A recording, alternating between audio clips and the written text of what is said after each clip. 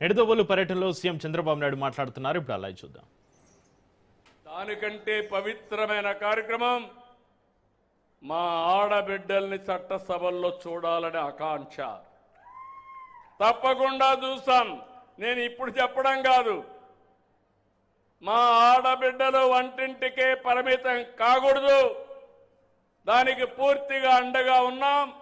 మళ్ళీ చెప్తున్నా, మీరు కూడా అడగండి.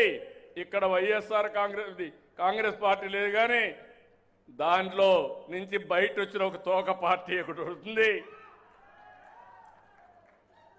కాబట్టి మీరు గుర్తుపెట్టుకోవాల్సింది, ఈరోజు దేశం మొత్తం ఒక సందేశం వెళ్ళాలి. భవిష్యత్తులో ఎప్పుడు కూడా మహిళలకు వ్యతిరేకంగా పనిచేసిన పార్టీలు మనుగడ సాధించలేవని నిరూపించే సమయం. దానికి మీరు సిద్ధంగా ఉండాలని మరొకసారి కోరుతున్నా. సిద్ధమా అని మిమ్మల్ని అడుగుతున్నా. మగవాళ్ళు కూడా ఆలోచించుకోవాలి. మన ఇంట్లో మన ఆడబిడ్డల్ని మన భార్యల సాక్షిగా, మన పిల్లల సాక్షిగా, మన తల్లుల సాక్షిగా ఆలోచించి వాళ్ళని గౌరవించినప్పుడే సమాజం ముందుకు పోతుంది.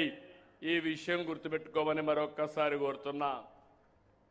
మామూలుగా స్వర్ణాంధ్ర స్వచ్ఛాంధ్ర కార్యక్రమంలో నేను ఇప్పటికి మీరు ఒక్కసారి చూస్తే 15 నెలలుగా చేస్తున్నాం.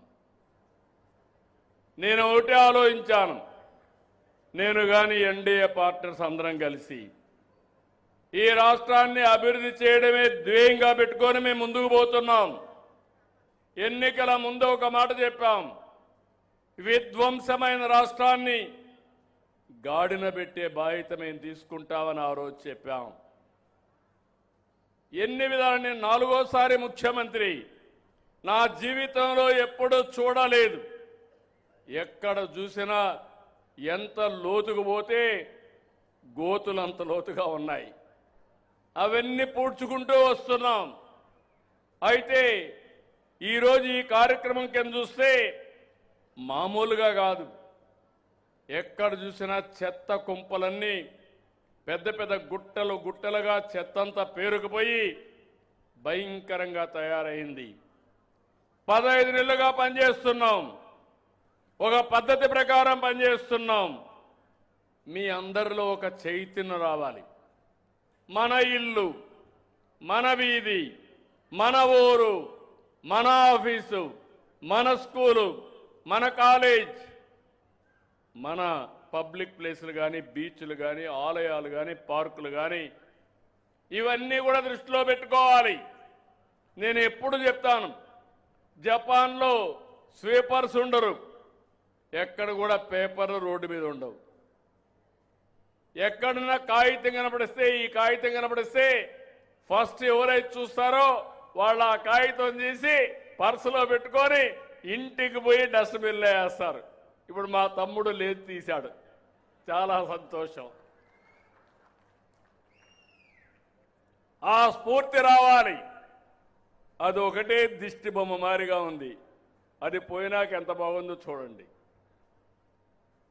ఈ విషయం మీ అందరిలో కూడా రిజిస్టర్ కావాలి. నెలకొకసారి ఒక థీమ్ అనుకున్నాం. ఏ ముఖ్యమంత్రి చేసుండడు ప్రతి శనివారం ఏ పనైనా వదిలిపెడుతున్నాను, కానీ స్వచ్ఛాంధ్ర కార్యక్రమాన్ని మాత్రం వదిలిపెట్టకుండా పనిచేస్తున్నాను. ఈ శనివారం జలధార జలహారతి అనే థీమ్ కింద మీ ముందరకు వచ్చాం.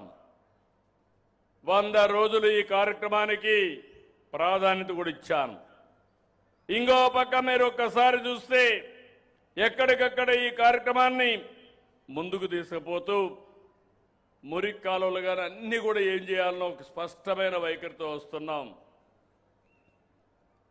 జూన్ నెలకంతా 100% గడచిన ప్రభుత్వం పేర్చిపోయినంత చెత్త భూమి మీదనే కాదు, భూమిలో కూడా వేసిపోయారు. అది కూడా తవ్వి, లేకపోతే అక్కడ వర్షం పడితే అది కలుషితం అయిపోయి ఆ నీరు మీ పొలాల్లోకి వచ్చి మొత్తం ఆ ప్రాంతం అంతా కూడా కలుషితమయ్యే పరిస్థితి వస్తూ ఉంది. ప్రతిరోజు మీరు ఒక్కసారి చూస్తే 7,527 టన్నులు పట్టణాల్లో, 1,430 టన్నులు గ్రామీణ ప్రాంతాల్లో, 9,000 టన్నులు ఉత్పత్తి అవుతుంది. ఇవన్నీ కూడా 153 లక్షల మెట్రిక్ టన్నులు చెత్త పేరకపోయింది. 114 టన్నులు తీసేశాం. మిగిలింది కూడా 100% జూన్కంతా తీస్తాం.